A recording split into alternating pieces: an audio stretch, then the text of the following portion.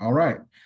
Good evening, Longmont Area Democrats. My name is Justin Brooks, and I'm honored to appear before you tonight as a candidate for the Colorado Senate District 17 vacancy. As many of you may know, I'm a proud former mayor of the town of Erie, Colorado, where I dedicated my time and efforts to serving our community and ensuring that it thrives for all residents. As a father of four awesome humans, I am committed to our district and making it a place that they all wish to return to. My oldest son, Christian, is currently in Navy basic training and not only preparing to serve his country, but preparing to pay his own tuition, which is something that is a common thing that families have to deal with. My daughter, Lauren, is a senior at Niwot High School and very excited to go off and to study the world of nursing.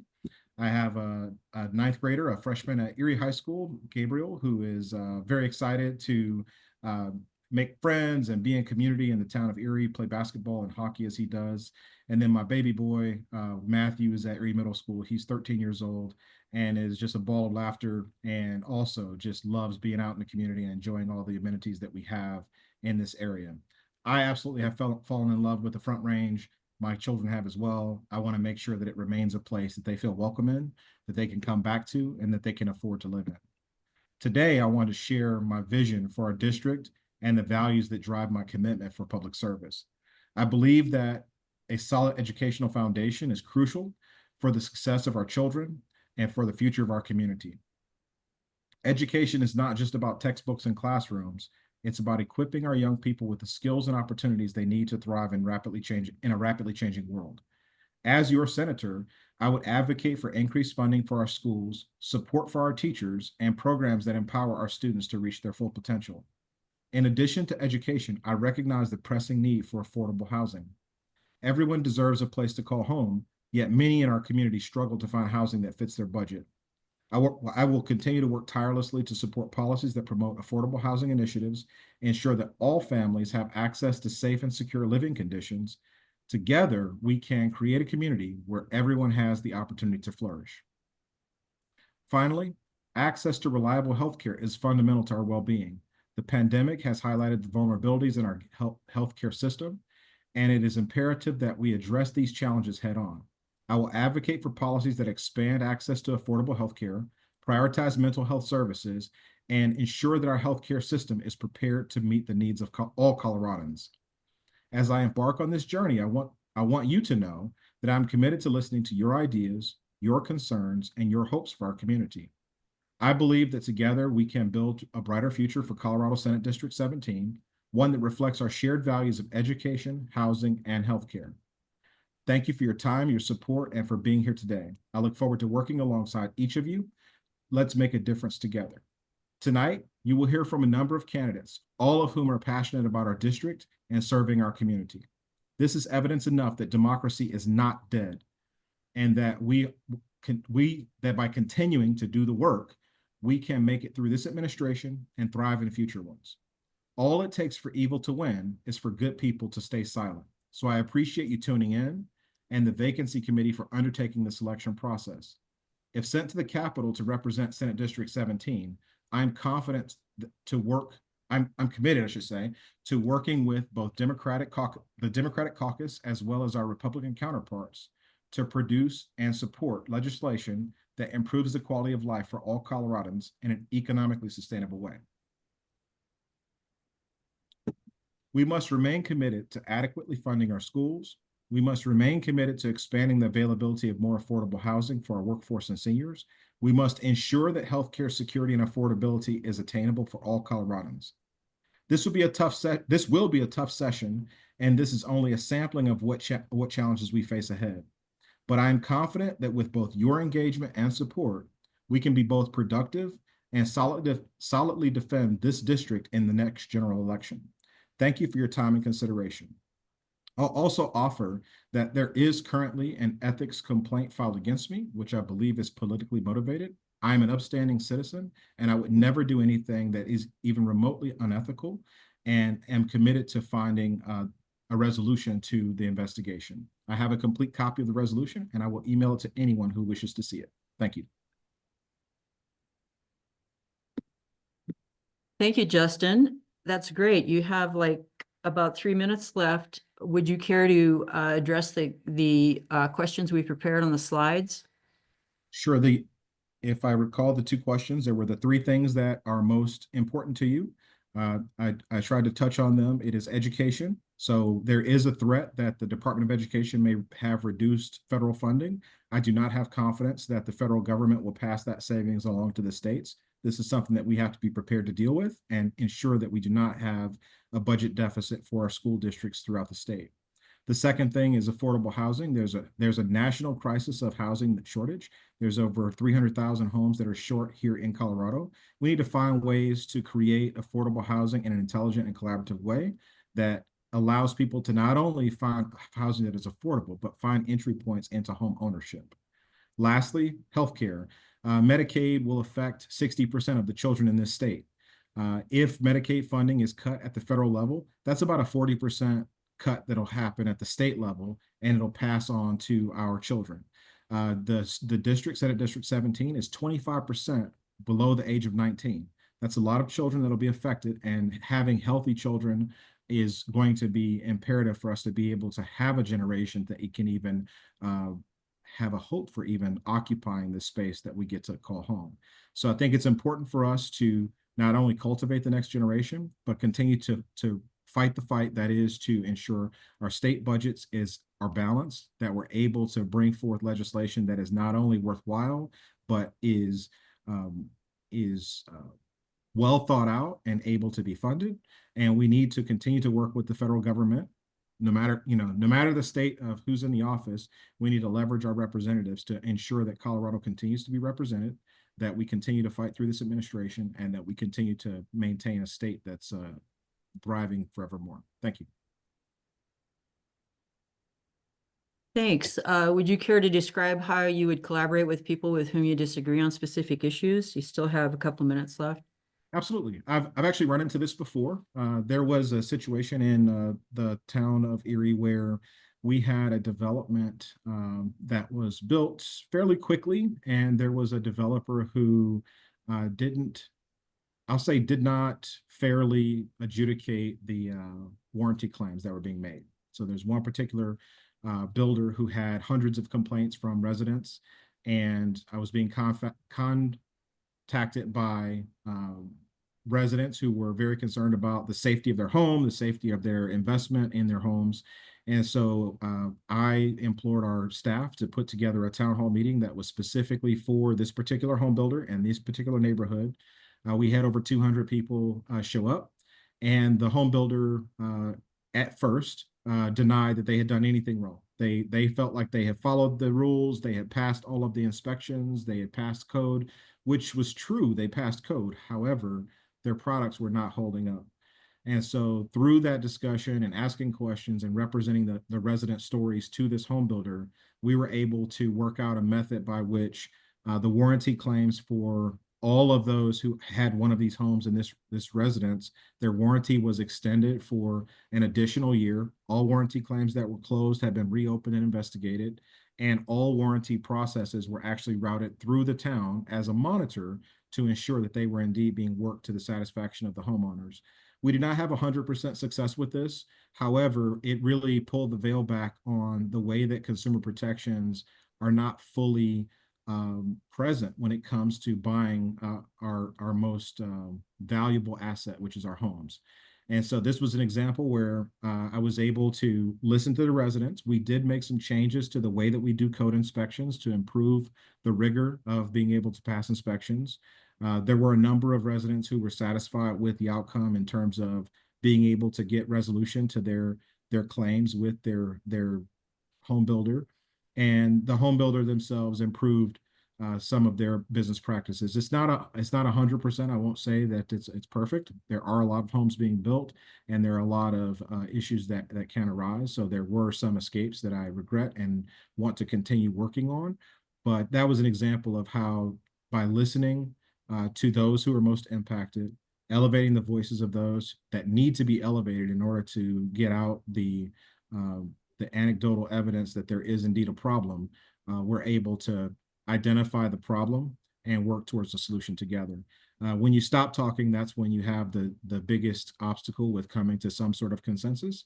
And so at the Senate, I am confident that I can uh, work with anyone on the Hill to be able to represent our district and identify areas in which we can improve life for not only our residents in our district, but those across the state, no matter the issue. And the three top issues that I touched on are just the tip of the iceberg. There are a number of other issues, obviously, that plague our country. And there's a number of things related to being included in the community and not being targeted when it comes to just wanting to be a productive member of society that we need to tackle as a state, and we need to influence the federal government to be reasonable when it comes to allowing people or enabling people to thrive in our society. So Thank you, Justin. Your no problem. time's up. Very good. Thank you. Thank you very much. And Julie Marshall is next. Julie, are you ready? Yes, I am ready. Tell me when to start. Go ahead and start. Okay, hello, my name is Julie Marshall. I'm 56 years old. I live in Lafayette. I was born in Pueblo. I'm a native, as well as my husband, who was born in Colorado, and he is a fourth generation farming family from Rocky Ford. We have two daughters, ages 18 and 20. And as I said, I live in Lafayette. I've been here for 29 years. I currently work as the Director of Western Wildlife and Ecology for the Center for a Humane Economy. Most people know me as the former opinion editor at the Boulder Daily Camera. And I also worked there as a writer, columnist, reporter for 35 years, and writing to better our understanding and our discourse. I offer a uniquely broad perspective as I have served as a government watchdog in journalism. I've also worked inside the government as a public information officer for the state wildlife agency. I've also run a nonprofit. Brainsong is part of 21 years advocacy for families like mine living with intellectual and developmental challenges to be included in democratic progress for affordable housing, healthcare, education, and the arts. I am actually sprinting to the Senate because when I heard Sonia was leaving, that hit me hard and it was heartbreaking. And then my second thought was, I'm deeply concerned about who is going to fill her seat. She was popular. She had heart. She served our district mightily on progressive policies that we all care deeply about that affects all of our lives. I am here because my policies align with hers. I worked with her on bills to better our lives. I sprint because I want to offer my value as what I offer is institutional memory of our Boulder County Democratic values with continuity and with grace. I am not interested in upholding the status quo for a political future, or worse, moving us towards dangerous conservative values we see growing in power in the legislature, even among key Democrats. I sprint because this seat must be held with great care, much like a baby, swaddled, protected from those who would change our course. I'm a proven fighter. I'm willing to get in the ring. Quite literally, I'm a fourth-degree black belt, national champion, and world fighter. It's an art that takes discipline, sweat, courage, mentally, physically. I love my state. I know my district. I know who we are and what we stand for. Time is going fast. I am here to do the hard work, unrelenting, with courage, integrity, and for all the right reasons. Here are my three top issues. Number one, health, housing, and human services. These are social issues. The most effective lawmaker is somebody who lives it, feels the pain. As a senator, I would place health, housing, and human services, these are social justice issues, on the front burner and ensure rights for LGBTQ, differently abled, and disenfranchised people who are ignored, treated as less than, and punched down upon. I will oppose hurtful bills such as SB128. This dangerous legislation eliminates the ability for farm workers to access service providers who provide for welfare of farm workers housed on farms. To tell my story, my beautiful, sweet daughter, Sarah, was born with a seizure and genetic disorder, and it manifests as autism. I am battle tested for the front lines for meaningful public education for kids who are square pegs in a system full of round holes. My advocacy has led to change of policies when our kindergarten teacher told me and Sarah that she had to stay behind as the rest of the class went to the stock show, I said, hell no. Again, in middle school, a mountain overnight trip, I said she's going. They brought an actual large school bus in front of the school and said, she'll be in this school bus. The rest of the kids will be in this school bus. I was not going to take that. I went right into action. When my friend Jill told me her family could not ever attend what she loved and cherished as the Nutcracker as a tradition anymore because of her daughter and her behaviors, I jumped into action, and with Brainsong, I reached out to the ACL, I reached out to Boulder Ballet, and we created a no shushing Nutcracker that today is a beloved tradition in Longmont, 7 years running. It's a no shushing, come be yourself, dance in the aisles. It's awesome. Most people are good. They want to be inclusive. They just need to get a clue and given a roadmap and given permission to do it. One thing people really do not understand is that our Boulder County group homes are shutting down and have shut down, and soon will all be shut down. The one in Longmont is already shut down. This scenario of what do we do now is reminiscent of Boulder County federal workers losing their jobs today. I just met a federal worker at a Boulder lab. He was fired. He may be without a home soon with his wife and kids. As state senator for my district, I will remove state level obstacles to co-housing.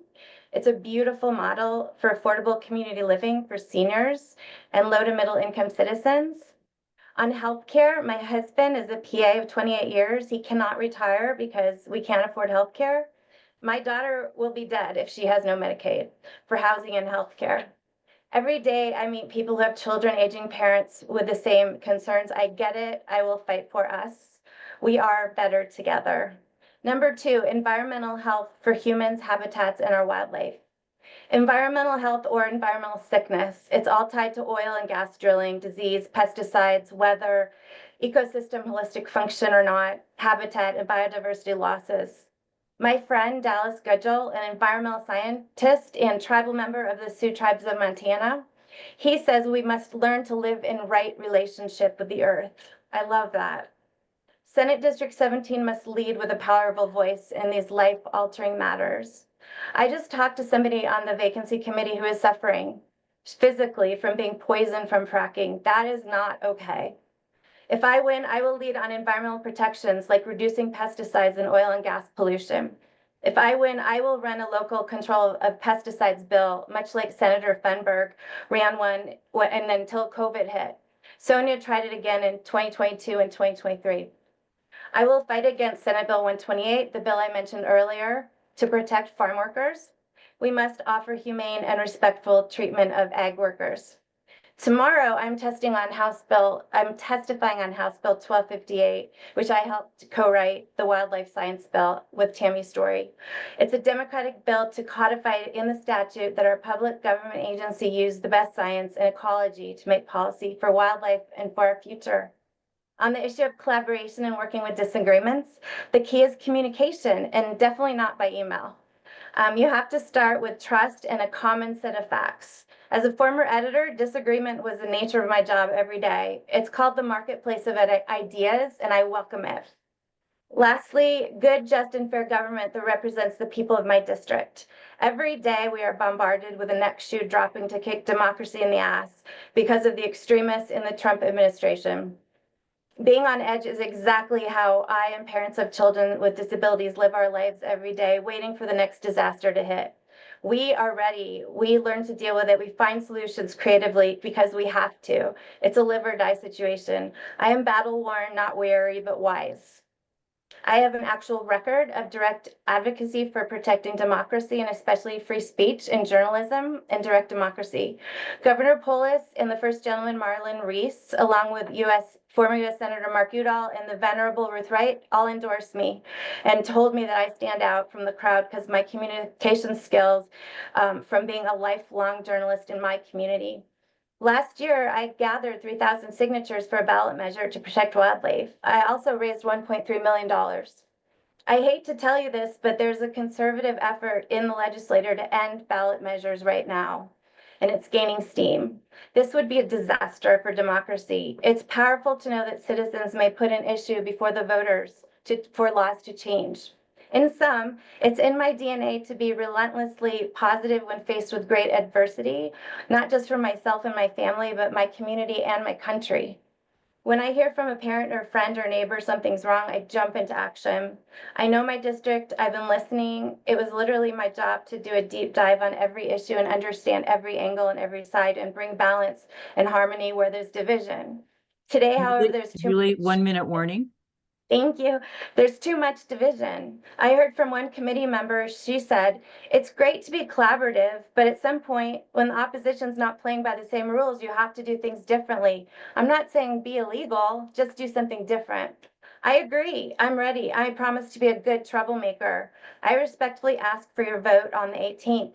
So once again, health, housing, human services, environmental health for humans, habitats, wildlife, good, just, fair government that represents the people of my district. Sonia emailed me today and said, Senate District 17 needs you. Thank you for being here and for this tremendous opportunity. I will do you proud. And so please, please vote for me. I will be reaching out to you this week. Julie Marshall for Senate District 17. Thanks. Well done, Julie. Thank you. Time's up. Thank you so much. Our next candidate speaker is Martha Wilson. Martha, are you ready? 1 second, Virginia, let me pull her up Okay, and get her spotlighted. There we go. here we go. Okay, go ahead, Martha, if you're ready. Yay, thank you. Good evening, everyone. I'm not sure if you can hear it in my voice, but I am working with the flu, but that is the life of a social worker and a mom, to just keep going anyway. First, special thanks to the Longmont Area Democrats for providing the opportunity for the Vacancy Committee and the public to have the ability to learn about who we as candidates to represent SD17 in the Colorado Senate are and how we operate. As you'll hear, I've dedicated my life to helping others.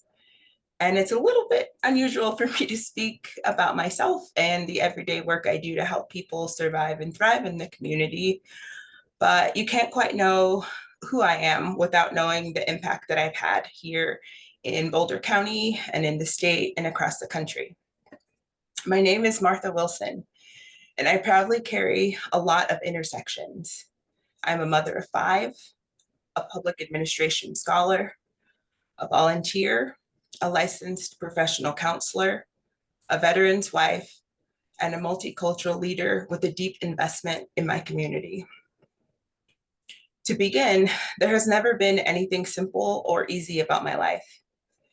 I've been in gifted and talented classes since the 1st grade, graduated high school with honors at 16. I've been working in some form or fashion since I was about 12 years old and helped to provide care to my older sister. I earned a college education during early mornings, late nights, and weekends, while exhausted, breastfeeding, and providing for the needs of my family of 7. I've been a Walmart cashier, a substitute teacher, a math interventionist, a child protection caseworker, and I'm still a child welfare expert and a national consultant. In this role, I audit cases, draft civil rights complaints, report write, train parents who are interested in becoming advocates across the country. I'm also a business owner, where I work as a licensed professional counselor, providing individual and family therapy. In my position as a social worker, I do a lot of work with parents who have temporarily lost their children to the state, very often for subjective reasons. I found that the state is far more likely to let kids return home when they have a clear picture of the parent's potential. So I try to help the parents put their best foot forward. If that means moving furniture, painting, rolling up my sleeves to help clean, or a midnight inpatient drop, then that's what it means. I am informed and engaged with the people and issues of SD17. As a member of the Longmont Housing and Human Service Board, I work with staff and community members to determine the effectiveness of the city's current housing programs, research new and innovative approaches to Longmont's housing concerns, recommend data-informed policy to guide housing development and support staff to develop affordable housing strategies, initiatives, and review and recommend projects for funding on an annual basis. I'm running for SD17 because I'm a thoughtful Democrat and a lifelong learner, and I build bridges rather than simply tearing them down. All the roles I have just described together with my lived experience in education inform my legislative priorities and lens.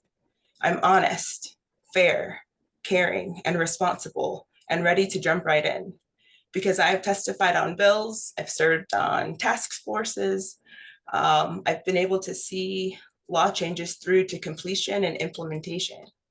My top 3 areas of focus are expanding affordable housing, reforming public safety, protecting families and children.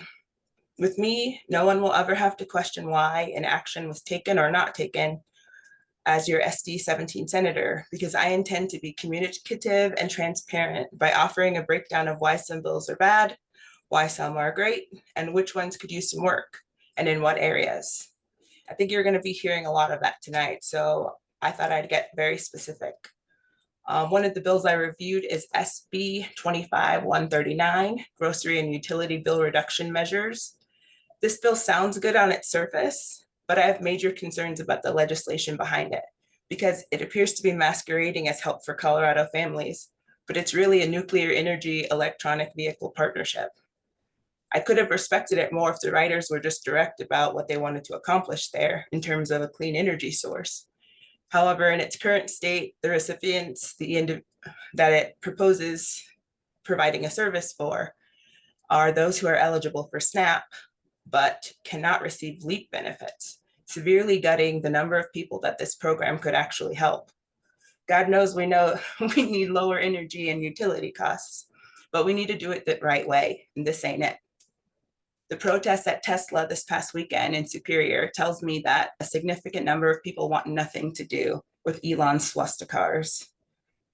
Another that I looked at is SB 25-169, restaurant meal programs. For many unhoused individuals, there's nowhere to heat, cook, or bake their purchased food. So there's an instant benefit for them. However, even from a purely logistical mom math perspective, it would be more cost effective to get, let's say, a $10 Papa John's pizza than an $8.50 frozen pizza that's half the size, or purchasing the basic ingredients like tomato sauce, cheese, prepackaged crust, or pepperoni slices, because that could add up to about $16.16. So even with the lowest quality of ingredients, this bill actually makes sense literally, and I would support it. Another is SB 25-084, Medicaid access to perennial nutrition. Overall, I'm impressed with the thoughtfulness and compassion of this bill. On its face, I'm very supportive. I even have a little girl in my current workload who would benefit from a bill like this right now. I do have a couple of lingering questions, but the details of this bill sound like a life or death situation for the affected individuals. So I would help advocate for the broadest way that this need could be met to any individual that is in need of perennial nutrition, regardless of Medicaid coverage. To describe how I collaborate with people, after participating in numerous marches in the fall of 2020, I was an inaugural member of the City of Boulder Police Oversight Panel, where I worked with community members, city staff, and the Boulder Police Chief to provide civilian oversight. I helped to develop, create, and then recreate and improve the panel's bylaws to enhance public safety. That collaboration was forged with such respectful tension that I am now their public safety policy advisor. Maya Angelou said, "Prejudice is a burden that confuses the past, threatens the future, and renders the present inaccessible." I carry that with me because I have children who will grow up in the society that we are building right now. The politician conveyor belt is not working. We are losing Democrats. People are so disenfranchised that they are not voting or they're going to the third party. Personality and upbringing do not determine the caliber of a human. It is the choices that are made every day to champion the work and see it through. The ability to provide a way out of no way. I'm the one people call to clean up the mess, rebuild, and deliver results. I have the skills, training, temperament, and determination needed to dive right in and stand out as a public servant for the Colorado State Senator District 17 to address the needs specific to Boulder, Weld, and Broomfield counties. Thank you. Thank you, Martha. You have a minute and a half left if you want to say anything else, or would you like to just move on? There's a lot of us. I am going to get 2 minutes in a little bit, so I'd say Okay, let's cut the time and go the next person. okay. Thank you very much. And I'm sorry that you're not feeling well, but thank you so much for showing up anyway. Yes, that's Appreciate it. what I'll always do. Okay, let's see. Looks like Katie Wallace is the next candidate to speak. Katie, are you ready? I am ready. Okay, Good now? Yeah. Okay, perfect. Good evening, all. My name is Katie Wallace, and it is my honor to seek your support to be our next state senator. I come before you tonight, not just asking for your vote, but asking for your trust and your partnership. I was raised in this district in Lafayette, and now I call Longmont home. This community has shaped me in profound ways. It has taught me the values of kindness and resilience. And it's here in our neighborhoods that I've learned what it means to truly fight for each other. I'd like to start off by sharing a little bit about my family's story. My grandfather immigrated from Poland after World War II, escaping a concentration camp and fleeing his home country to seek light against the darkness of fascism.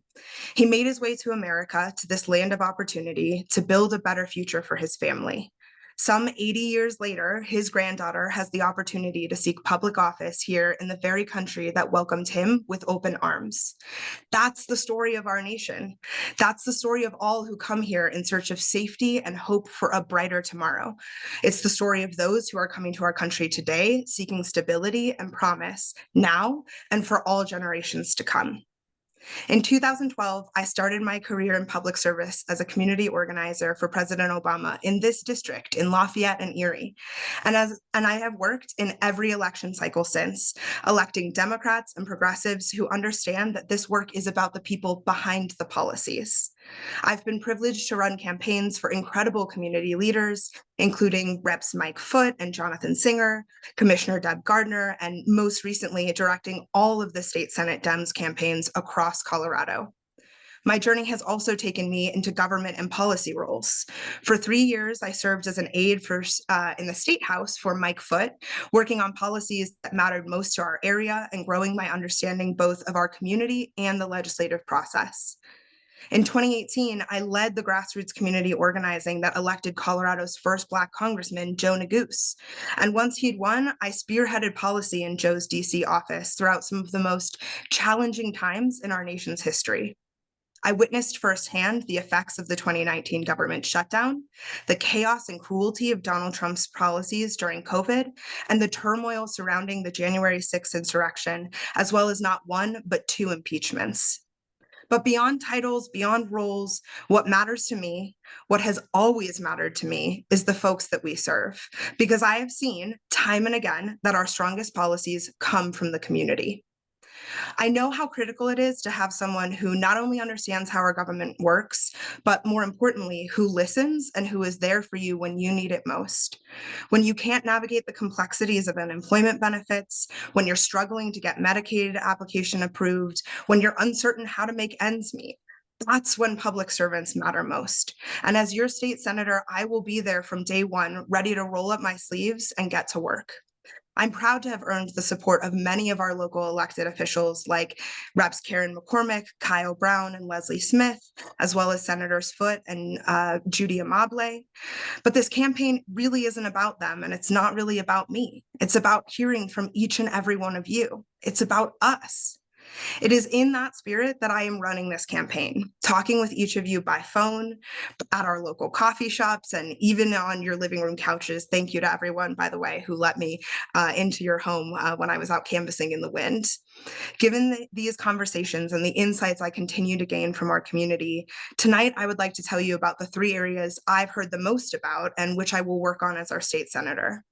First, affordable housing. I'm a renter who grew up working class in this community. During the Great Recession, my mom lost her job at a community health center and soon after lost the first home she was able to purchase for us, not just because of the recession, but because of unfair practices from an unchecked lending industry. Today, alongside stagnant wages and rising prices, the dramatic increases in housing costs are continuing to push working folks out of our area. I will fight to ensure that developers are held accountable for building truly affordable housing, and I'll advocate for policies that will help our working class families enter the housing market and build stability and wealth. Because nurses like my mom, teachers, firefighters, and all of those who form the foundations of our community should be able to call this community home. Second, our environment. Every day, oil and gas operations pollute our air and water, making our communities more dangerous and unhealthy. Recently over coffee, a vacancy committee member shared the story of watching from her back porch as a drilling operation exploded, killing a worker and flaring for hours afterwards. This isn't just about policy. For our workers, environment, and community, it is a matter of life and death. In the State House, I fought for years alongside Rep. Foote for stronger environmental protections, and I will continue to stand up to corporate polluters each day I hold this office. I will push for stronger air quality regulations, for a higher severance tax, and for an aggressive shift towards renewable energy. We need a future that doesn't just survive, but thrives. And that means protecting our environment while ensuring we're creating good paying green jobs for workers in that transition. Finally, the state budget. Whichever one of us fills the SD17 vacancy will jump immediately into the state Senate's budget debate at a time when Colorado faces a $1 billion budget shortfall. And those budget decisions will impact every single one of us. As your senator, I will stand up for working families and fight against cuts that will put our most vulnerable at risk. I will work to preserve Medicaid funding for K through 12 and higher education, and for vital programs like food assistance and childcare. I've worked on the front lines of Colorado's budget process, and I know how to navigate these tough conversations. But we also have to address the bigger issue, the disastrous impact of Tabor. As your state senator, I will be a strong advocate for reforms of this law. One of the questions this evening for us is how we are going to work with those with whom we disagree. For 2 years, I ran a program at the Stanford Graduate School of Business on this very issue: how future leaders can take responsibility for our society and engage in controversial issues with those with whom they disagree. I shared with my students in this program how surprised I was by the ease with which I could work with those across the aisle. That ease came from centering others' humanity, understanding that they were representing their home, family, and community as best they could, and coming to the table for conversation with them with clear eyes and full hearts. But what I found most important is community-driven solutions. And I'll give you an example here. While working in Congress for Congressman Neguse, a woman and her daughter came into our office. They were not accompanied by lobbyists. They did not represent a big nonprofit. It was just them. And they came in to talk to me about access to hearing aids that help children develop speech and language. I wrote legislation for that little girl who was being raised right down the street from where I grew up. And I brought her story forward to every office I spoke with about that bill. And as a result of this work, Allie's Act had bipartisan support in the US House and was introduced by Senators Elizabeth Warren and Shelley Moore Capito of West Virginia in the Senate. Not two folks who traditionally agree, but this effort worked because the best solutions, including the best bipartisan solutions, come from our community. To close, I have spent my whole life listening to the people of our community and partnering with each of you to make our lives better. I want more than just the title of a senator. I want to get things done as senator. I want to bring your voices to the Capitol. I want to find ways to work together to solve our most pressing issues. Tonight, I'm asking for your support, but more importantly, I'm asking for your partnership. We have a real opportunity to move this district forward together. I cannot thank you all enough for all of your engagement, consideration, and activism. And now I'm excited to hear from all of you. Let's find a time, let's talk, and let's fight for a future that we can all be proud of. Thanks. Excuse me. Thanks very much, Katie. You have 1.5 minutes left if you want to talk a little bit more, or if you want to just close it. We'll take a page out of Martha Wilson's book and turn that time back to the good people of attending this meeting. Okay, thanks. Let's see. It looks like Shiquita Yarbrough is our next candidate speaker. Shiquita, are you ready? Yes, and if I said no, what would happen? No. Just, I don't know. I don't think anyone has ever said no, but yes, I am as ready as I can be. I want to say good evening to everyone. Thank you for providing this opportunity for us, especially myself. My name is Shiquita Yarbrough, and as you know, I'm here and I'm running for State Senate for District 17. I am a single mom of 4. I have 2 boys and 2 girls, which are now all adults. Some of you may remember when I was running for city council for the city of Longmont, when we were talking about environmental issues, and I said, my daughter knows more. And so guess what? I know a little bit more, but just to let you know, my oldest daughter, she has her master's. She works for what is now Common Spirit. My oldest son is now an attorney, graduated from CU Boulder and went on to law school, and now is a corporate attorney. And my second son is a realtor in the state of Tennessee. And my youngest daughter is working on her master's in ecology and marine biology, and making the world a better place, and studying and hoping to figure out how we could stop the bleaching corals in the world. So that matters to me, and I want to let you know because many of you have been on that journey with me when I was running, and never thought I'd be an elected official, but came on in and did the best that I could with what I knew how. And so I'm so proud to be on this forum with the rest of these other candidates who stepped up to make a difference. Definitely to make a difference, because we're not sitting back and saying that we just, what should be done. We have 8 candidates here running for this seat, and that is amazing. And as a Democratic Party, we should all be proud that people stepped up and stepped into this position to make sure that our communities are served. So first and foremost, I wanted to say that, and I hope that Martha feels better with the flu to still be here and show up every time. Thank you. And I also just learned that I can't ever pick a fight with Julie because she's a black belt. Who knew? All right, Julie. So I want to go ahead and get going. So for me, I've been a part of Colorado for 13 years. I have been here and I just fell in love with Colorado. Most people, when I first got here, I said the number one thing I love was the landscape. Is a beautiful state, but in the city of Longmont in Boulder County, there were some deficits for me as a Black woman that had Black kids. So I had to figure out how to navigate and how to make Longmont, Colorado my home. And I'm still here after 13 years. Oh, that's a wonderful thing. So Colorado has been wonderful and kind to me. Longmont is where I've built my life and raised my 2 youngest kids and dedicated myself to serving our community.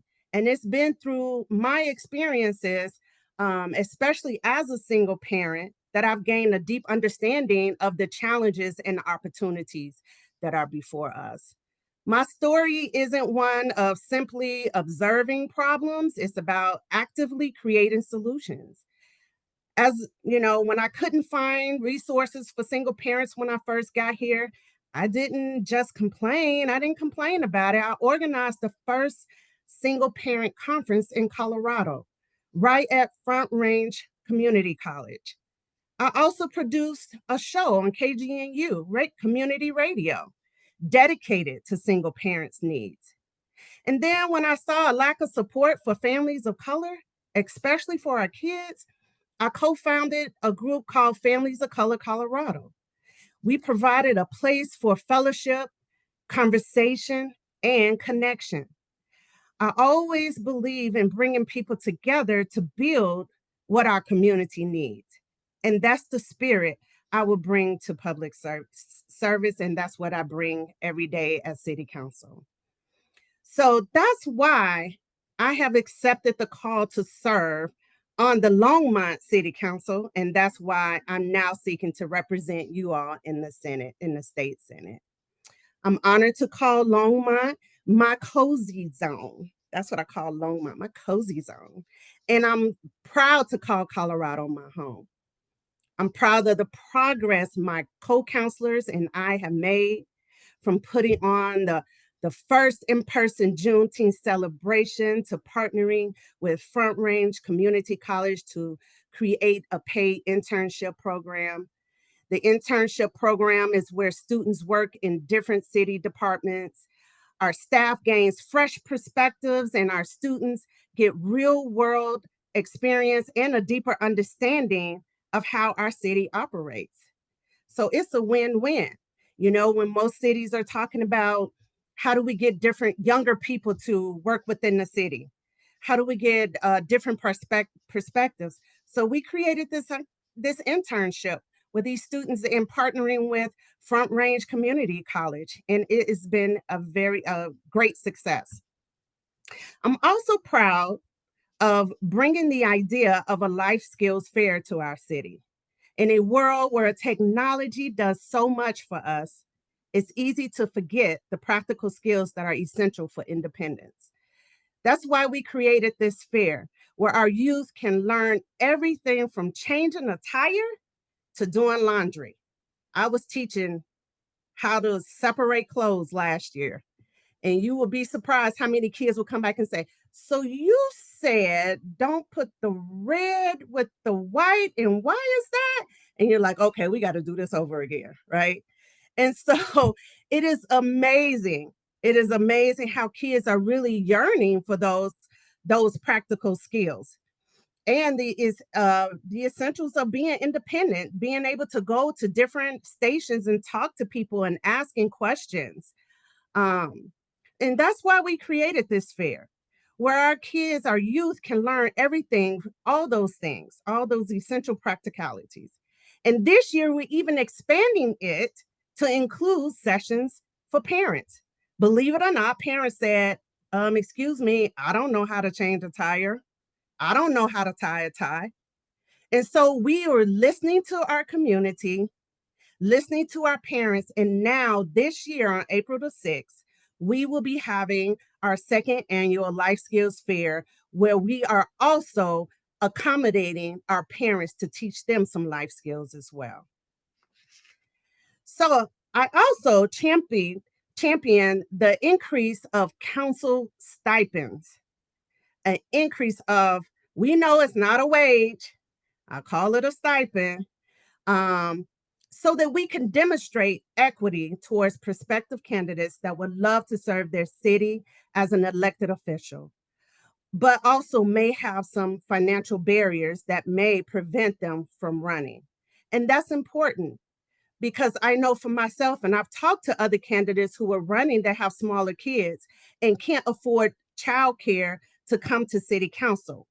And as many of you know, sometimes city council can go past 11 o'clock at night. And there's been times where I've been there to 2 o'clock in the morning. So who can afford childcare for that long? So champion the increase of stipend for those who want to serve, have the passion and desire to serve, but can't afford it. And so I'm happy to say I listen to the other candidates and other people who want to run and say, if I can just make a little bit more. And so that's what we champion. And I appreciate my co-counselors for also approving that with me. Now, these experiences have shaped my vision for Senate District 17, which is why some of my top priorities are centered on what matters to most of the constituents that I have talked to.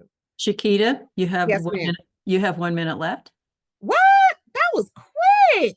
I thought I was gonna be forever. Okay. Housing affordability, sustainable transportation, and environmental conservation. I will leverage my connections with community leaders and organizations to amplify the voices of those who often go unheard, ensuring that their concerns are addressed at the highest levels of government. For instance, Longmont has already taken important steps in these areas in transportation. We have launched Ride Longmont, an on-demand transit service. I mean, we've served over 9,000 people since December. This service complements, of course, our Ride Free with RTD. And then I want to say Longmont is partnering with developers on projects like True North, a groundbreaking project in partnership with Vertical, offering 185 residences in Longmont. The development aims to provide design-forward homes attainable for families and individuals, particularly targeting median income residents. Now, I'm committed. Shiquita, I'm sorry. That's my minute. Your time's up. All right. I got 2 minutes later.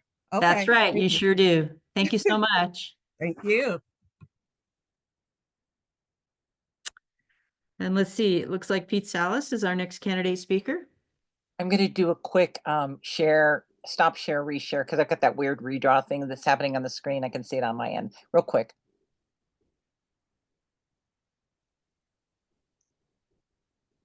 Whenever you're ready. Thanks, Pete. Sorry. Okay, you ready to go, Pete? I'm ready. All right, go ahead. Yeah, my name is Pete Salas. I'm a 39-year resident of Boulder County, and I raised 3 children here. I have a 18-year-old, a 21-year-old, and a 46-year-old. My 18-year-old still lives with me here. It's a unique situation. She doesn't drive. I understand a lot of kids haven't learned how to drive, and but a little bit about me. I want to tell you a little bit about me because my background has shaped me who I am and why I'm running. My grandparents immigrated from Guanajuato and Zacatecas. My parents were first-generation children of Mexican immigrant farm workers. I grew up in a 3-room house on a dirt street, 4 blocks from the UP Railroad tracks, what was typically known as the wrong side of the tracks. We had very little to entertain ourselves. Our parks did not contain playground equipment. They were pretty much just empty lots. Some of them had grass growing on them. Our local creek that ran through our community was not a place where you could play. It had been a dumping ground for the UP Railroad, and all you could see when you looked down there was this green slime really floating on the surface of the creek. It was not I guess it was not an ideal environment. I had the fortune to grow up in a fairly mixed neighborhood ethnically. The one thing we all had in common, though, was we were all poor. And oddly enough, most of us didn't really think of ourselves as poor. We had our families and our friendships, and that was quite a bit. I attended Catholic school, and upon graduation, I attended very briefly the University of Wyoming. During my late high school years, I had followed what was called the Chicano movement, and during my college session, I was a member of the Hispanic student organization. We brought in a man named Rodolfo Corky Gonzalez, who gave us a speech that was inspiring to me, and it really one of those turning points where I decided that I was going to join this El Movimiento and begin my political career. After dropping out of college, some of us college didn't work for us for a while. I worked as a construction laborer. I was a member of Labor's Local 1271, and I still have my union card. I also began at that time my involvement with the Democratic Party as a neighborhood canvasser and a precinct worker. One day, while I was doing construction work and considering other crafts to join, I got a job offer from a community action agency, a local nonprofit anti-poverty agency. And I was offered a job with the community action program. Though it really meant a drastic pay from the construction work I was doing, this was another one of those turning points in my life. I had grown up in poverty, witnessed firsthand the inequities of our social and political systems, and I knew that it was within my power to make a difference. So at the age of 23, I made a conscious decision to follow my heart and face the fact that this career path would definitely not make me rich. And I can honestly say that I've never, not for one moment, regretted this decision. And I truly believe that path I chose, I am so much richer. I also believe in the old saying that says, good public service is its own reward. I have served in 2 elected offices. I had the good fortune and a whole lot of hard work. I ran a writing campaign in Cheyenne, Wyoming, and got elected to the Cheyenne City Council. I subsequently was the first Hispanic elected to council, and subsequently became the first Hispanic and youngest person to serve as president of my city council. I learned a lot then, and when we talk about collaboration as an example, one of the things I learned right away, I served on a comprehensive land use planning committee, and we had to deal with a lot of different people from the community. And I learned a lot of valuable lessons about collaboration and how we had to work together because our views were so divergent in some areas. I grew up in an area that was steeped in poverty, and some of my members of the committee grew up in very rich communities and wealthy, were rather wealthy. So I had a early lesson in how to collaborate, work together, and to listen to one another. I have interacted with and built relationships with the people at virtually every level in the community. I've worked intimately with the business community, the philanthropic community, the nonprofit community, diverse multicultural and immigrant communities. I have been an organizer and a foot soldier. My experience extends beyond the campaign work I've done and represents a real boots on the ground and walk the talk attitude. I want my experience to serve the residents of Senate District 17, and I promise and pledge to be an authentic community-based voice and stand for the people. My 3 top areas of concern and some of the areas that people talked about already. One of the things I hear a lot about are growth and development, and as well as climate change and its effects. But I'm looking at a couple of other areas. One of the issues is, and I think it's been brought up before, is the whole issue of the safety net. I grew up in poverty, and I saw the devastating effects that poverty has in our communities.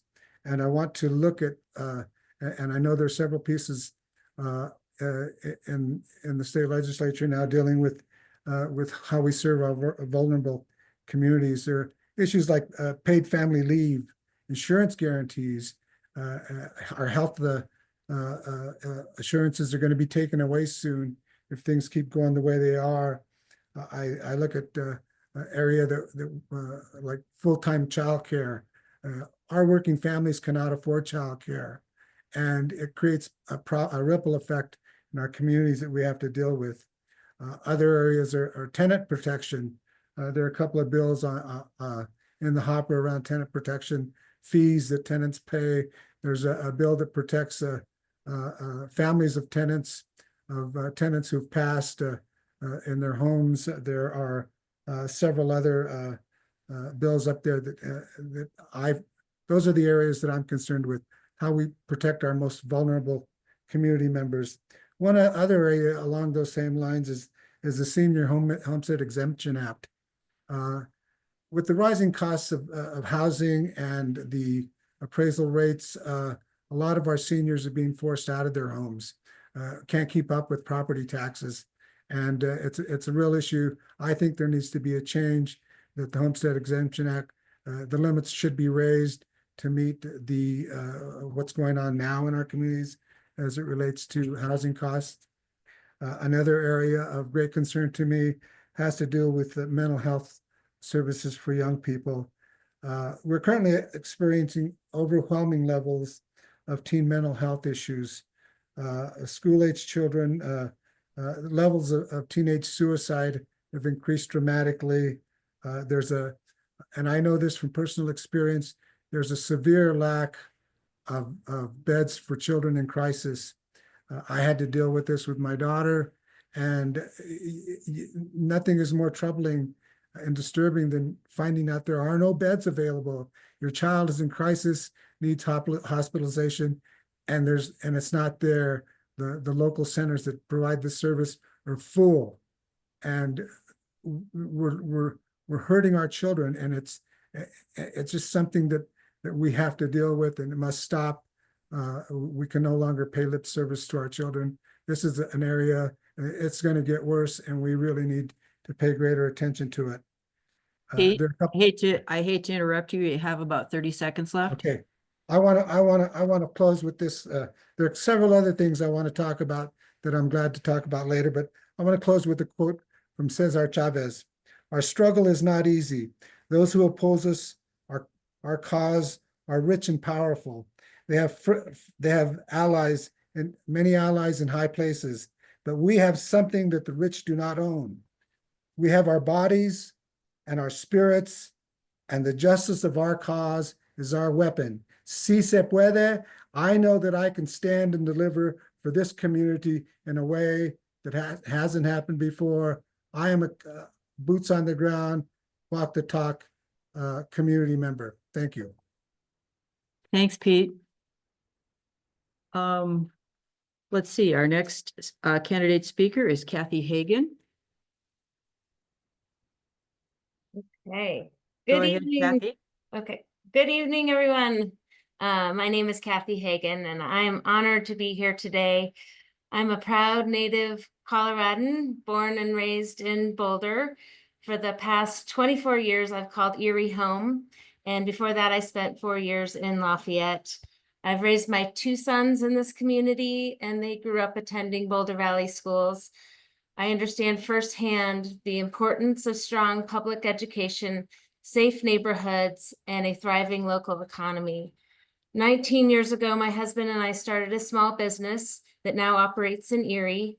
I know the challenges of running a small business, making payroll and navigating economic uncertainty. I understand what it takes to create jobs and contribute to a growing community. But beyond my personal story, what has truly driven me to step forward as a candidate for state senate is my deep commitment to making our community safer, healthier, and more equitable for everyone. One of the defining issues of my advocacy has been gun violence prevention. For the past 6 years, I've been a volunteer with Moms Demand Action, and for the last 2 years, I've served as the state legislative lead. In this role, I have worked alongside legislators and community organizations to help pass gun safety legislation. Through grassroots mobilization, education, and policy work, we have successfully helped pass 19 gun safety laws in the last 5 years. I also support the Attorney General's office in developing and implementing Colorado's Extreme Risk Protection Order, or red flag law, because keeping guns out of the hands of those in crisis can save lives. At the community level, I work on firearm safe storage education, making sure that families understand the importance of securing firearms to prevent unintentional shootings and suicides. Gun violence is a public health crisis, and addressing it requires a broad, multifaceted approach. That's why I also support expanding mental health services, particularly suicide prevention efforts. We need to support nonprofits who are doing critical work in areas such as violence interruption, engagement with our youth, and empowering underserved communities. Since the voters passed Proposition KK, which our legislators got on the ballot, we will have funding for supporting the victims of violence. Legal help and support for victims of domestic violence are also a priority. We need comprehensive solutions to keep our families safe, and I will take that fight to the state Senate. Another issue I hear about constantly from people in our district is the rising cost of housing. I am concerned that my sons can't afford to live in the area they grew up in. Whether you're a first-time home buyer, a renter, or a longtime resident, affordability is a major concern. We need to explore real solutions to lower housing costs, including making home ownership more accessible, stabilizing rental rates, ensuring HOA fees are fair, and addressing the growing burden of insurance costs. Everyone deserves a safe and affordable place to live. As a native Coloradan, I have seen how oil drilling and fracking have expanded into our communities, sometimes within hundreds of feet of our homes and schools. The risks are clear: air and water pollution, increased rates of respiratory illness, and long-term environmental damage. We cannot allow the health of our children and families to be sacrificed for corporate profits. As the federal government rolls back environmental protections, it is more important than ever to make progress at the state and local levels.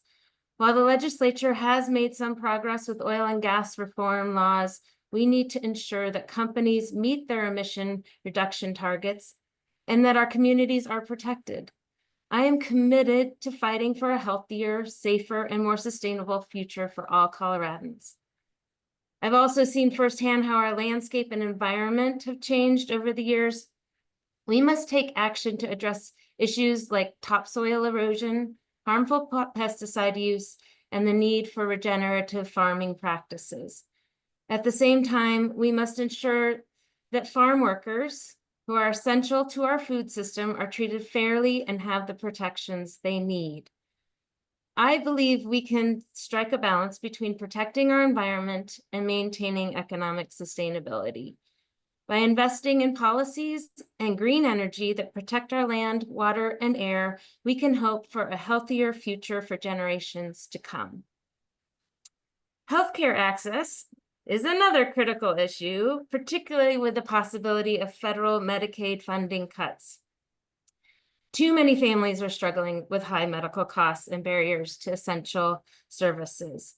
We must strengthen healthcare protections at the state level and find ways to work around the constraints of Tabor, which limits our ability to fund critical services. The same goes for education funding. If federal budgets are slashed, all schools, all programs, but especially Title I schools, which serve many of our most vulnerable students, will be at risk. We need to secure stable, adequate funding for public schools and ensure that teachers have the resources they need to help our kids succeed. We need to tackle getting rid of Tabor so our state can react to the cuts that are coming. For 8 years, I led fundraising efforts for my kids' school, including organizing an annual auction. That was fun. With schools in our state facing underfunding, parent-led fundraisers are needed to support vital school programs. Unfortunately, this also leads to further inequity in our schools, as the amount raised depends on the socioeconomic status of the parents. Ultimately, parents shouldn't have to fundraise in order to keep our schools funded. All schools deserve enough funding. Our district is home to a diverse population and everyone deserves to feel safe and supported. That means working with advocacy groups to ensure the immigrant and LGBTQ+ communities have the protections and the rights they deserve. It also means listening to the voices of those who have been historically marginalized and making sure that our policies reflect their needs. At the heart of all these issues is one simple belief: government should work for the people. It should be proactive, collaborative, and focused on real solutions. I believe that by bringing people together across different experiences, and across our communities, we can make real progress.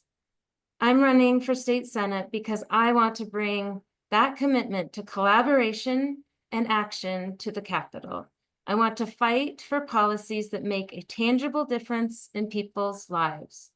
But I can't do this alone. I need your support, your ideas, your voices, and your vote. So please reach out if you have any questions. I really appreciate the opportunity to talk with you all today.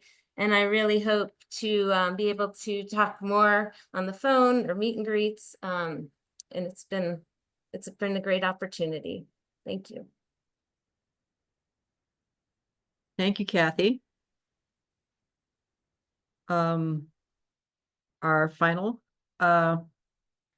candidate speaker is Andrew. Andrew, are you ready? I am. Awesome. Thank you. My name is Andrew Barton, and I'm honored to be here both as a candidate and as someone whose life has been shaped by what it means to serve. I was born in Texas to my birth mother, a woman whose family had recently immigrated from Mexico. At just 18, already raising my two older sisters, she had me and made the incredibly difficult and selfless decision to place me for adoption, knowing that she could not afford to give me the care that I needed. I was raised by a loving family and moved to Chicago, where I was given the privilege of opportunities that never would have been accessible beforehand. But growing up, I became more aware that something was different. Why is it that I don't look like the people around me? Why is it that my experiences don't always align with my friends who did look like me? I grew up with one foot in two different worlds, and those experiences made me ask difficult questions. Why is opportunity determined by where I was born and who I was born to? Those questions led me here, because no one should have to question if they belong in their community, in their home, or in this country. And no one should have to rely on their zip code to get the opportunities that we all deserve. That's why I'm running for state senate, because real representation is about whose voices are heard in the decisions that shape all of our lives. And I'm ready to fight to make sure everyone has a seat at the table in the state capitol.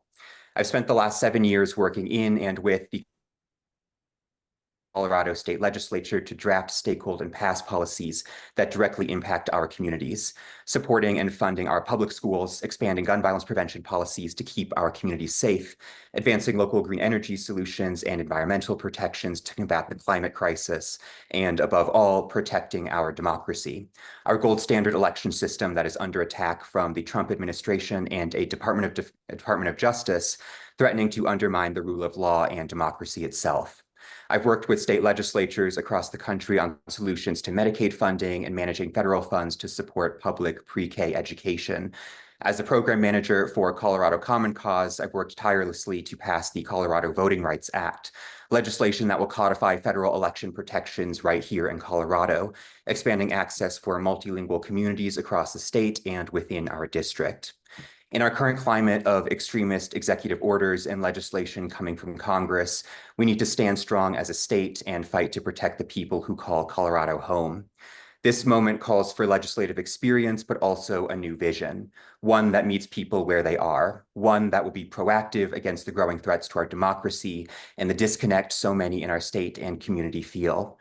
We've seen young, Hispanic, and working class people in Colorado and across the country shy from the Democratic Party or disengage entirely. They are the future of our party. They're our friends and neighbors who work hard every day to build up our community, start families, and pursue their dreams. But when it comes to having a strong voice in our political process, to having a seat at the table, they too often feel left out. If we're going to build a Democratic Party that can save our country, we must engage with the future, our young people and the disenchanted voters who don't see a place for themselves in the conversation. Colorado has been a national leader in healthcare access, climate change, immigration, and civil rights because of the tireless advocates, policymakers, and community leaders within our party who fought for decades to move us forward. As your state senator, I will bring us together to build a strong, united community where we lean on each other, our collective knowledge, and our passion to make real change. When we work together and uplift the voices of those fighting for progress, we don't just defend our values, we live them. This is how we shape a future that reflects the best of who we are as Coloradans and as Americans. The incredible communities of Longmont, Lafayette, Erie, and the unincorporated areas between have each led the way in shaping a stronger Colorado. Longmont, with its local broadband and public utilities, shows that communities can thrive when they control their future. Lafayette has championed youth engagement in public service to the point where even the mayor himself is a Youth Advisory Commission graduate. Erie's become a powerful voice in standing up to harmful residential oil and gas development, fighting for stronger health and safety protections for its residents. As your senator, I will fight to ensure our communities have the resources and the support they need to continue their local leadership and remind the Senate that it's not just Denver and Boulder whose voices matter. And I've committed my career to that change, to make sure that our government, our policies and politics reflect the lives and struggles of the people they're meant to serve. I'm running to continue that work, to meet you where you're at and to bring your values to the state Senate. At a time when the federal government cannot be relied on, we need strong progressive leadership right here at the state level to defend our rights, grow our party, and protect the future of Colorado. We must make sure that healthcare is treated not as a privilege, but as a right, that reproductive freedoms in this state remain protected, and the quality healthcare remains available to all Coloradans, no matter their situation. In this district, we're fortunate to have leaders who've worked tirelessly to expand access, strengthen Medicaid, and push for universal healthcare, thanks in no small part to many of the folks here today. But in the face of looming federal cuts to Medicaid and a state budget shortfall that will hit our communities in Boulder and Weld counties hard, we must take bold action to prevent those in need from losing access to critical health care. Whether by addressing Tabor or passing more progressive tax codes at the ballot box, I will fight to uphold our commitment to funding equitable health care in the face of federal attack. Healthcare funding isn't just policy. It's about ensuring that no one is left behind when we have the power to help. Colorado has also been at the forefront of environmental protections, and our district has set the standard for clean energy and sustainability. As your senator, I'll empower our local leaders to continue their groundbreaking work, strengthening wildfire resilience, expanding community-driven solar and wind projects, and ensuring that our transition to green energy benefits everyone. But we can't ignore the harm that lax regulations have caused either, especially in communities like Erie, where near residential oil and gas development, orphaned wells, and poor air quality threaten public health. I fully support reducing our dependence on oil and gas, strengthening regulation enforcement, and transitioning to renewable energy. But we have to do it right, ensuring a just transition so workers and communities tied to these industries have a real path to stable, good-paying jobs in the clean energy economy. I've also spent my career fighting for our democracy. At my first internship with New Era, Colorado, I worked to register young voters before we had automatic voter registration. With then Representative Tom Sullivan, I worked to help draft, stakehold, and pass the Vote Without Fear Act, protecting voters from armed intimidation that we saw during the 2020 election.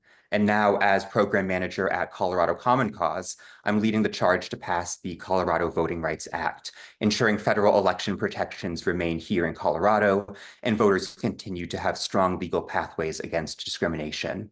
As your senator, I will work to protect the progress we've made here in Colorado, ensuring that our election system remains the national gold standard in fighting to stop federal attempts to disenfranchise voters.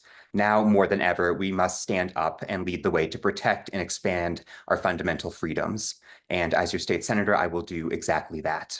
One of the most important lessons in policy and organizing is that real progress comes from engagement. Even when fundamental differences arise, that's when conviction matters. In every policy I've worked on, I prioritize bringing all stakeholders to the table, whether it's discussions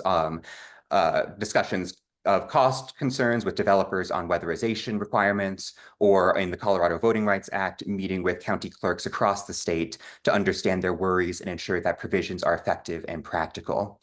I've always made it a priority to listen, to understand concerns, and find creative solutions. But it's also critical to know your values and the values of the community you represent. While campaigning with Senator Marchman in Estes Park, a member of the Hispanic community there approached us with skepticism, justified after years of empty promises from politicians there. He shared how happy he was to see someone who looked like himself working in politics. And the statement impacted me, as even though we did disagree on many issues, we were able to connect on our shared experiences, allowing us to find common ground on the issues affecting his community. This is what effective collaboration requires, the ability to see beyond political differences to the human experiences that unite us. I will always seek common ground and practical solutions, but also stand in the values that connect us. As your state senator, I commit to bringing all of your voices into the conversation, especially those too often excluded. I will listen to understand and gain knowledge, not just from our experiences and similarities, but also from our differences. I will never compromise on protecting our healthcare, our environment, and the right to be heard in this democracy, because we deserve a 1 minute Colorado warning.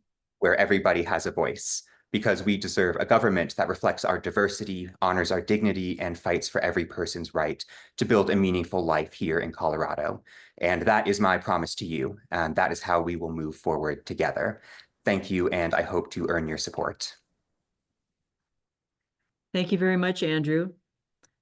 Okay, that's our first run through of all of our candidates for 10 minutes each. And I just have to say, as I've said, other times, I just have to say that we are suffering from an embarrassment of riches. I truly wish that I could vote for every one of these candidates. And I really appreciate all of you coming to our candidate forum to share why you're running and to answer our questions. And I'd like to offer this suggestion that this is the powerful 8, a coalition of amazing candidates. This has just been so inspiring to listen to, all of you. I just had to say that. It really has been. 8. It really has been great. And so I guess I'd like to end by giving us each candidate again 2 more minutes to say whatever you'd like to say for closing remarks. And we said that we would just go in reverse order. So if that's okay, we'll go ahead and start with Andrew again. Andrew, you have 2 minutes. Ooh. Andrew, can you hear me? There we go. Yes. Okay. Awesome. Thank you. I do hope to earn your support. And as I said, I think it is very important that we, as your senator, I do commit to bring all of the voices in this room and within our district, county, and state into the conversation, especially those who have often been excluded from the conversation. I know that we deserve a government that reflects our diversity, honors our dignity, and fights for everyone's right to build a meaningful life here in Colorado. And so I do look forward to reaching out and speaking to every single one of you about your concerns, what you're looking for here as you're in your next state senator, and what we can do to work together for a better Colorado. Thanks, Andrew. And I might ask at this point, Ingrid, could you drop the link to the Research document? Yeah, the resource document into the chat, please. And it's still visible. So let me see. But yes. Okay. Thanks. And that the reason I asked Ingrid to do that is because it has at the very top of the document all of the contact information for our candidates in case folks want to reach out to them. So the next candidate to speak for a couple of minutes with closing remarks, it would be Kathy Hagen. Well, again, it is really wonderful to be here with these other candidates. They are all so impressive. And, I have found that over the time I've been with Moms Demand Action, I've grown to love legislation and policy. I love being at the Capitol. I love talking to our legislators. Even on both sides of the aisle. I pulled Dan Woog off the House floor the other day to talk to him about gun safety. Didn't go so great, but he thanked me at the end of the conversation. But it's important to have those conversations and talk about the stories and what really matters to me and to my constituents. And I think really, if we can collaborate with the Republicans, that's great. That usually doesn't happen, but I think it's important to have those conversations for sure. I love this community. I feel like I'm a community builder. I build a lot of relationships. I think that's so important in this day and age. We need to form connections with each other. We need to build that communication and really listen to people. And I think I'm good at that. And I think I would be honored to serve as your state senator. So again, I'd love to meet with everybody and talk to them more about what they're interested in. Thanks. Thank you, Kathy. Very good. So our next candidate to make final remarks would be Pete Salas. Great, thank you. A couple of things. One thing I wanted to touch on very quickly, I didn't get a chance, was, the Democratic Party is often thought of as the anti-business party. And I think we need to do more work there. And I say that as a founding member of the Latino Chamber of Commerce and its chair during COVID. And the chamber, when I took over in 2019, had 23 members. I'm proud to say that the chamber now has 270 members. We need to support this group, and we need to show them that we care about business. And we haven't done such a great job at it. Also, in line with that, our businesses are hurting. A lot of these businesses are run by our immigrant population.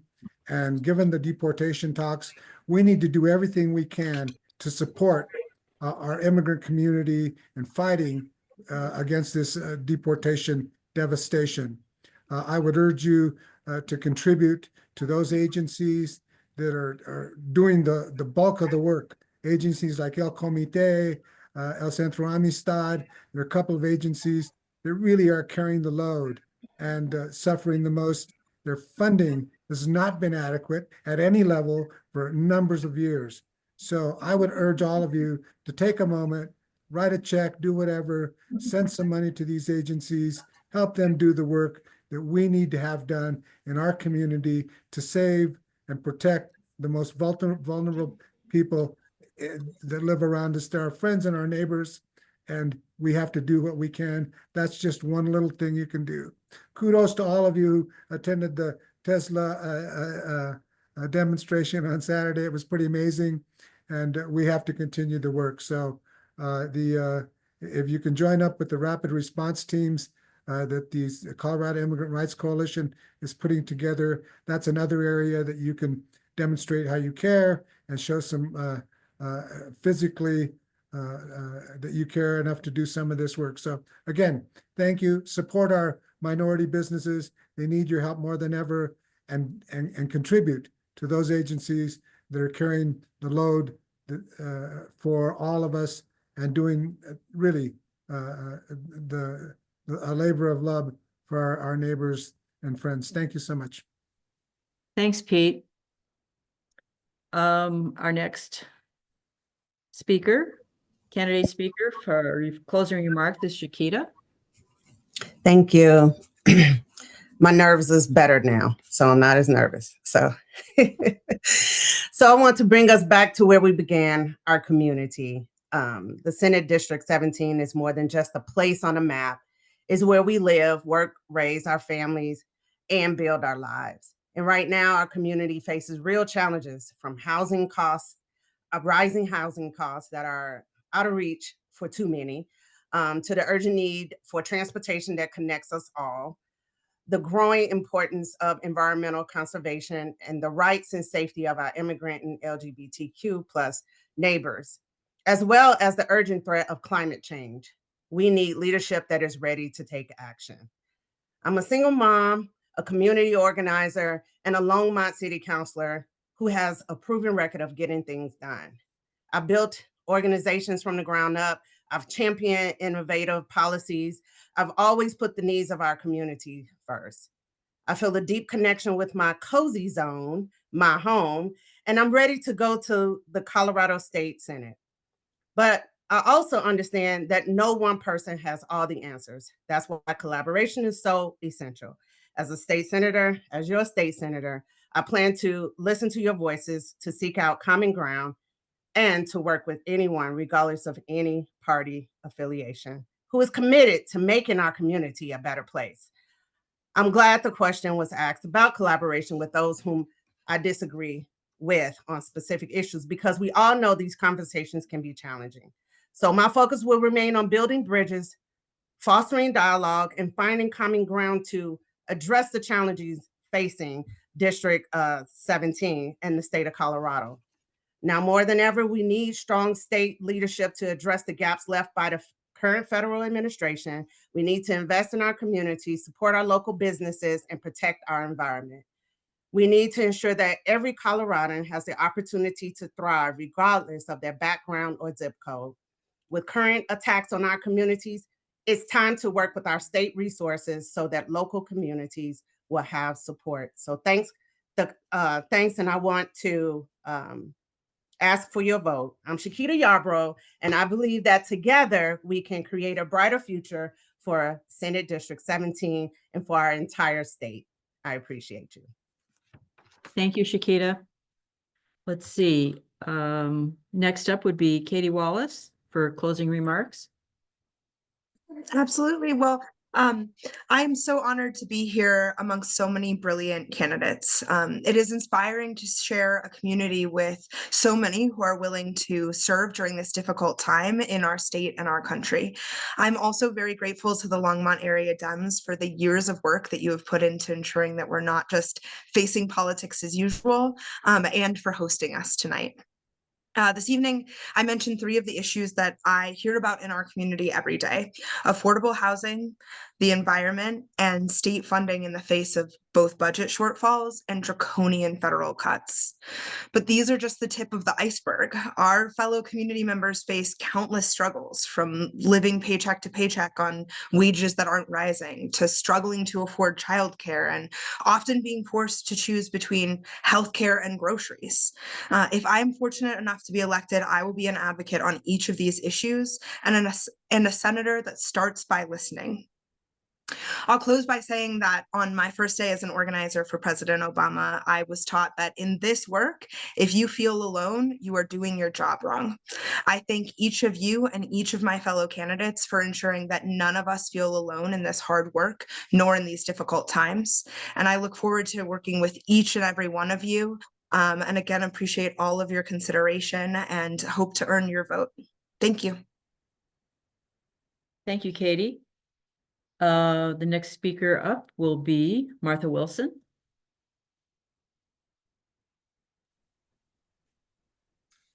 Hi there.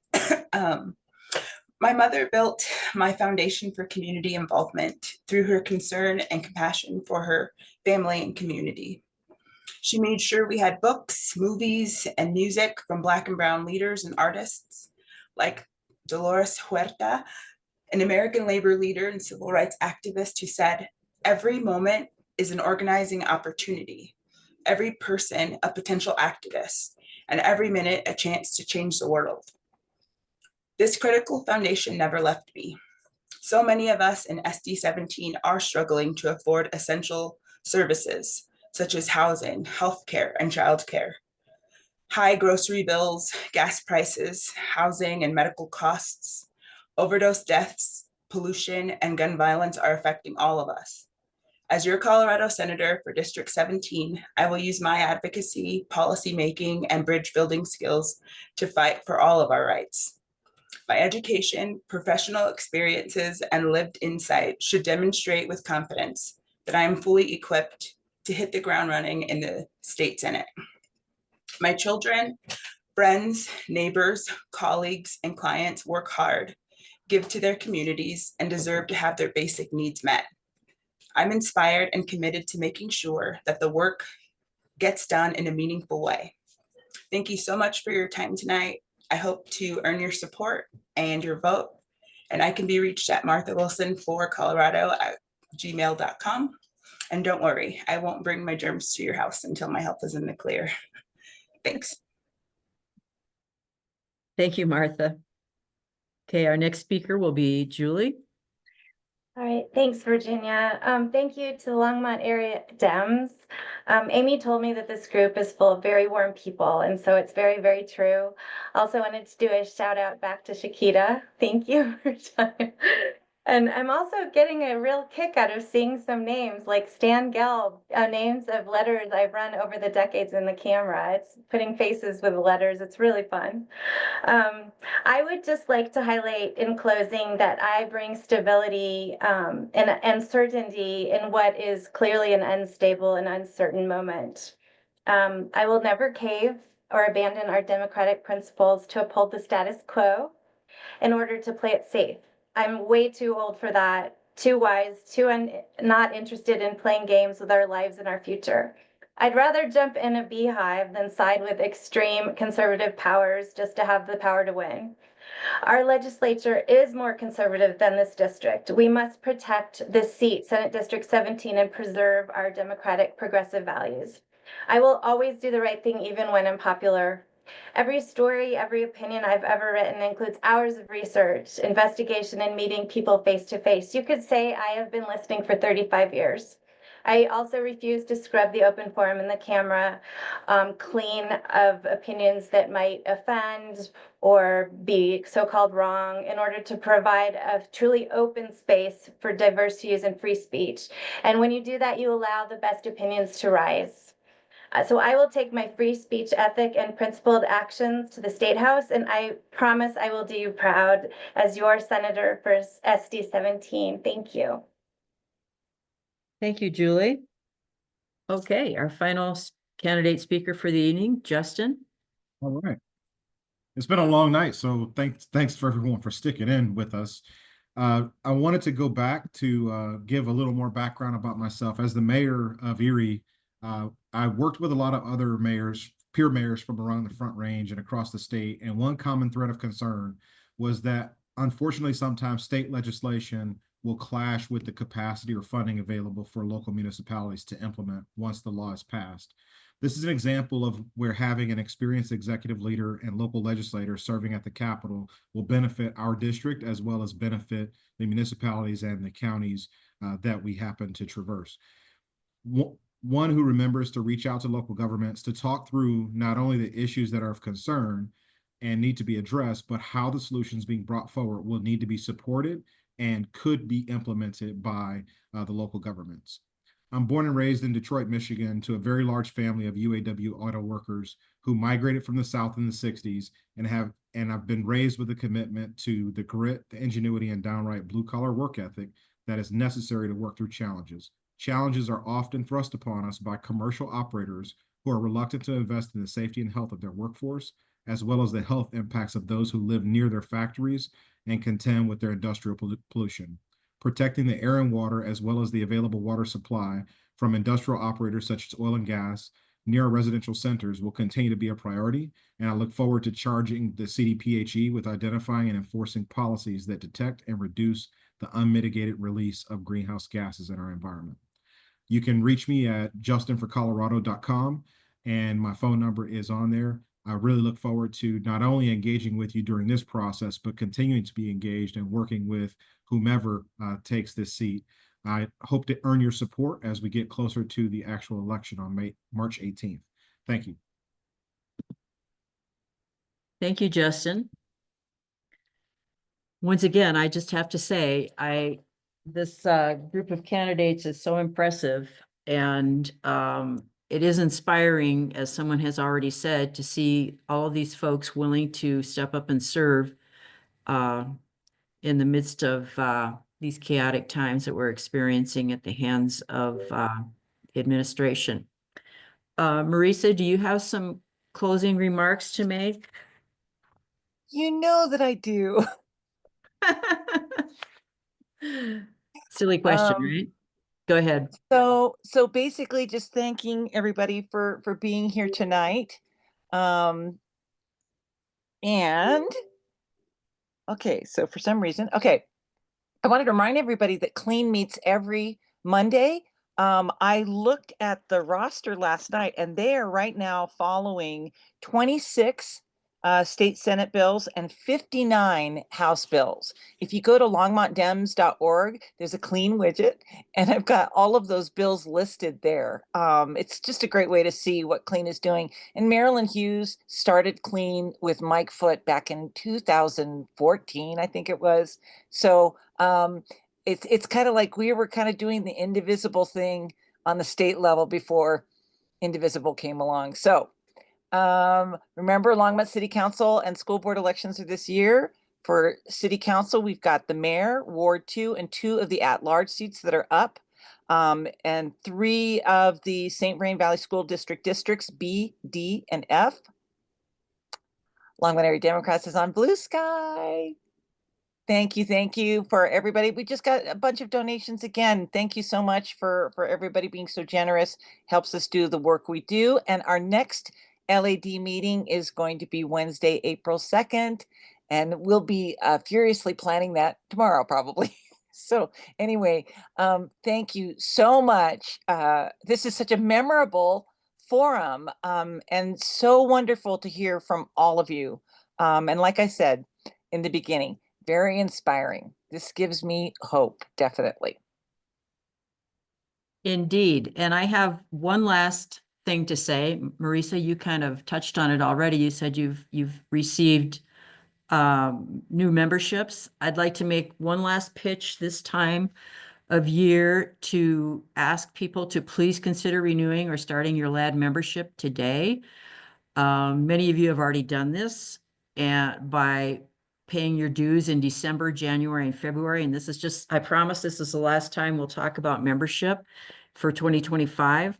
I just want to say I became a member of LAD in 2016, about the same time that Indivisible Guide came out. Of course, I read it, the guide, and then I realized what Marisa just said, that LAD was already doing much of what was in the Indivisible Guide. And one of the first things that the guide advised us to do was to find your people. That's what I did when I joined LAD, and you can do it too. We have learned that we need to meet up and lift each other up in good times and bad. And I'm so glad to have my LAD family now as we all try to navigate the chaos and corruption of this administration. Come join us. Go to longmontdems.org, scroll down to the bottom of the page and find the green donate button and choose the membership level that is right for you. Thank you so much for attending. And I'm just so proud that we were able to have all of these wonderful candidates come and speak to us tonight. So thank you so much for being here, candidates and members of the public. We appreciate it. And we have to end with your favorite chant, Virginia. Roses are red, violets are blue. We don't want your stinking coup. Yes, I was at this protest in Superior, and that was one of my signs.